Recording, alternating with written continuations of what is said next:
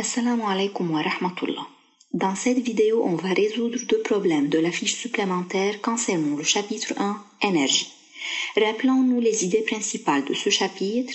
Arrêtez cette vidéo pour prendre des notes si nécessaire. On commence par le problème 1.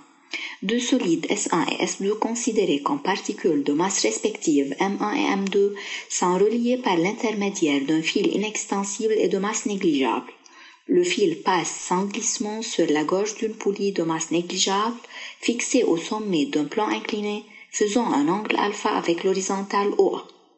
À t égale à 0, S2 se trouve à une hauteur H2 égale 30 mètres au-dessus du niveau du sol OA et le système qui est formé de S1, S2, le fil et la poulie est lâché du repos. Le frottement le long du plan incliné à une valeur constante F, prendre le niveau horizontal contenant OA comme niveau de référence de l'énergie potentielle de pesanteur. Notons bien que le fil est inextensible, alors la somme des travaux effectués par les forces de tension le long de tout déplacement est nulle. Déterminer à la date t égale à 0 l'expression de l'énergie mécanique du système S-terre en fonction de M1, M2, G, H1 la hauteur de S1 initialement et H2 la hauteur de S2 initialement par rapport au niveau du sol. L'énergie mécanique est formée de l'énergie cinétique et de l'énergie potentielle de pesanteur. Dans ce cas, on a la poulie de masse négligeable, alors son énergie potentielle de pesanteur et son énergie cinétique sont nulles. Mais on sait que l'énergie mécanique peut être écrite sous la forme de énergie cinétique de S1, de S2 et de la poulie, plus l'énergie potentielle de pesanteur de S1, de S2 et de la poulie. Mais on sait que EC de S1 et EC de S2 sont nuls puisque le système est lâché du repos et comme on a déjà dit que EC de la poulie et EPP de la poulie sont nuls puisque la poulie est de masse négligeable.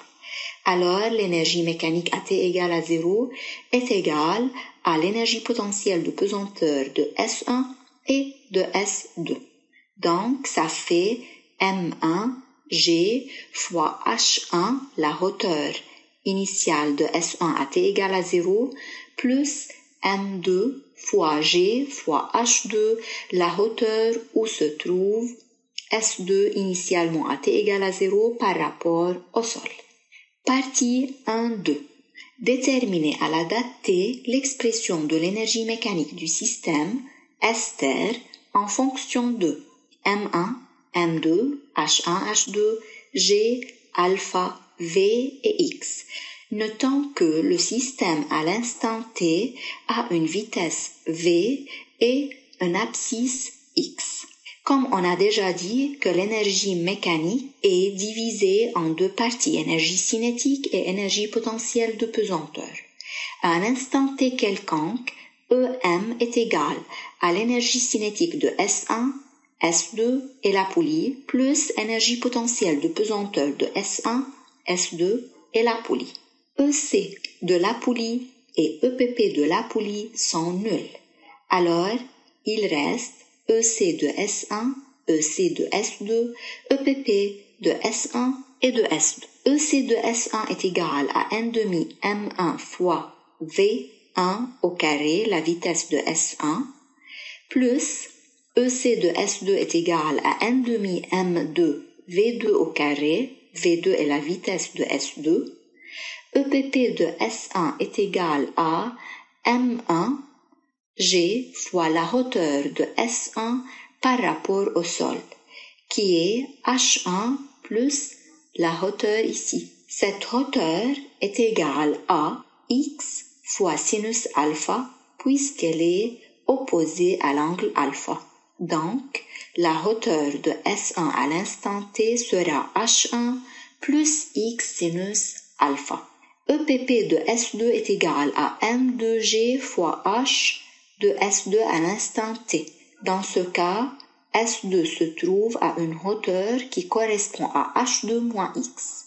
Donc, l'énergie mécanique à l'instant T est égale à 1/2 M1 V1 au carré plus 1/2 M2 V2 au carré plus M1 G H1 plus M1G sinus alpha x plus M2G H2 moins M2G x.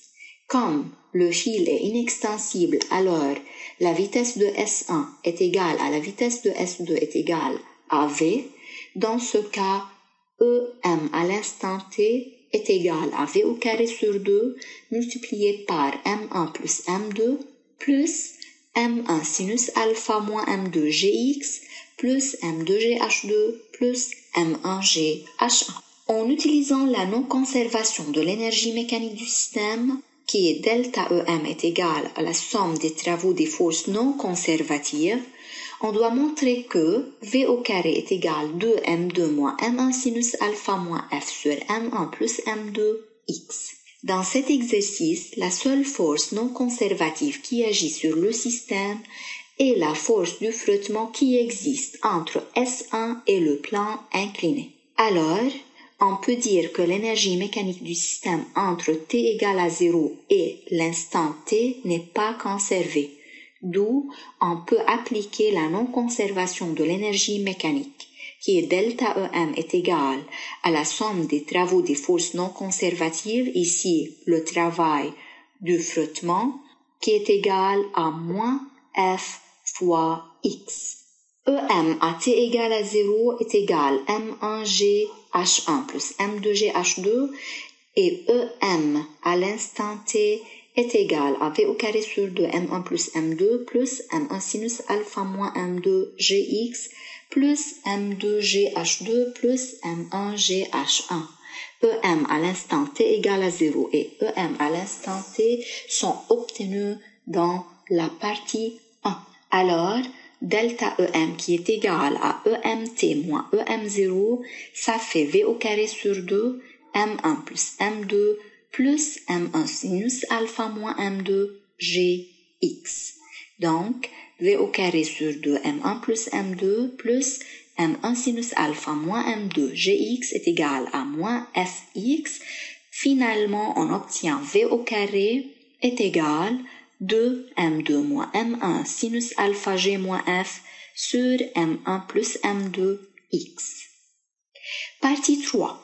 Déduire l'expression de l'accélération A de S en fonction de F. L'accélération du système S est égale à l'accélération de S1 ou de S2. Comme le solide S1, par exemple, est en mouvement rectiligne, alors la vitesse est la dérivée de x par rapport au temps et l'accélération est la dérivée de v par rapport au temps. On a déjà obtenu v au carré est égal à 2m2 moins m1 sinus alpha g moins f sur m1 plus m2x. Dans ce cas, on dérive les deux membres de l'équation par rapport au temps, on obtient 2vv' est égal à 2m2 moins m1 sinus alpha g moins f sur m1 plus m2x'. Simplifions 2 et v qui est x', il nous reste a est égal m2 moins m1 sinus alpha g moins f sur m1 plus m2, donc a est égal 0,2 moins f sur 0,2, ça fait 1 moins 5f. Partie 4. Le graphique ci-dessous montre la variation de v au carré en fonction de x. En se référant au graphique, déterminez la valeur de f le long du plan incliné. D'après ce graphique, on peut dire que v au carré en fonction de x est une ligne droite passante par l'origine. D'où son équation vérifie v au carré est égal pente fois x. Donc, on peut déterminer la pente notée b d'après deux méthodes. Premièrement, de l'équation b est égal 2m2 moins m1 sinus alpha g moins f sur m1 plus m2 est égal à 2 moins 10f, et à partir du graphique, b est égal delta v au carré sur delta x, ça fait 10 sur 20, 0,5. Les deux équations sont égales, alors 0,5 est égal à 2 moins 10f, d'où f est égal à 0,15 newton. Partie 4.2, déduire la valeur de l'accélération A. À partir de la partie 3, A est égal à 1 moins 5f est égal à 0,25 mètres par seconde au carré. 4.3. Déterminer la durée T1 nécessaire pour que S2 atteigne le niveau du sol. Comme le solide S2 étant à une hauteur H2 est égale 30 mètres au-dessus du niveau du sol OA, alors S2 atteint le niveau du sol après un déplacement X est égal 30 mètres. Graphiquement, ça correspond à V au carré est égal 15, alors V1 est égal à 3,873 mètres par seconde. V1 est la vitesse à la durée T1.